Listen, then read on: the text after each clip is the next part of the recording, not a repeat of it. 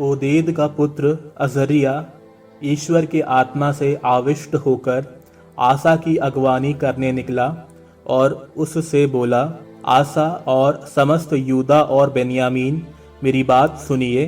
प्रभु आपके साथ होगा यदि आप उसके साथ होंगे। यदि आप उसे ढूंढेंगे तो वह आपको मिलेगा। यदि आप उसे त्यागेंगे तो वह भी आपको त्याग देगा। इस्राएली बहुत समय तक बिना सच्चे ईश्वर के, बिना शिक्षा देने वाले याजकों के और बिना संहिता के रहे हैं। वे विपत्ति में पड़कर प्रभु इस्राएल के ईश्वर की ओर अभिमुख हुए। उन्होंने उसे ढूंढा और वह उन्हें मिला। उस समय कोई यात्री सुरक्षित नहीं था, क्योंकि इन प्रदेशों के निवासियों में बहुत अशांति थी।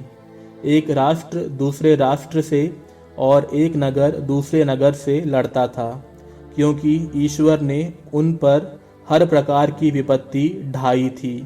किंतु आप सुदृढ़ बने रहे और हाथ पर हाथ धरे मत बैठे, क्योंकि आपको अपने परिश्रम का फल मिलेगा। जब आसा ने ये शब्द और ओदे के पुत्र नबी अजरिया की भविष्यवाणी सुनी तो उसे साहस मिला और उसने यूदा के सारे देश से बेन्यामीन और एफ्राइम के पहाड़ी प्रांत में अपने अधिकार में किए हुए नगरों से घृणित देव मूर्तियां को हटा दिया।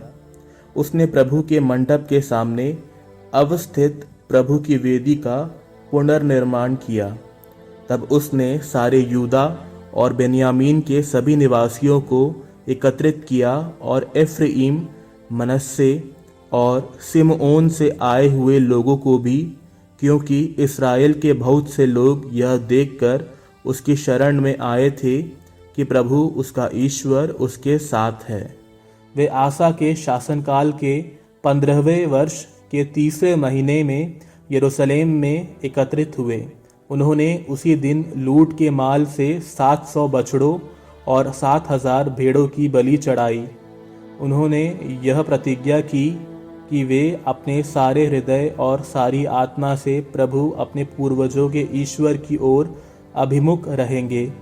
जो प्रभु इस्राएल के ईश्वर की ओर अभिमुख ना हो वह मार डाला जाए, चाहे वह छोटा हो या बड़ा, पुरुष हो या स्त्री। उन्होंने तुरहियां और नरसिंघे बजाते हुए ऊंचे स्वर से प्रभु की शपथ ली और समस्त यूदा उस शपथ के कारण आनंदित हुआ।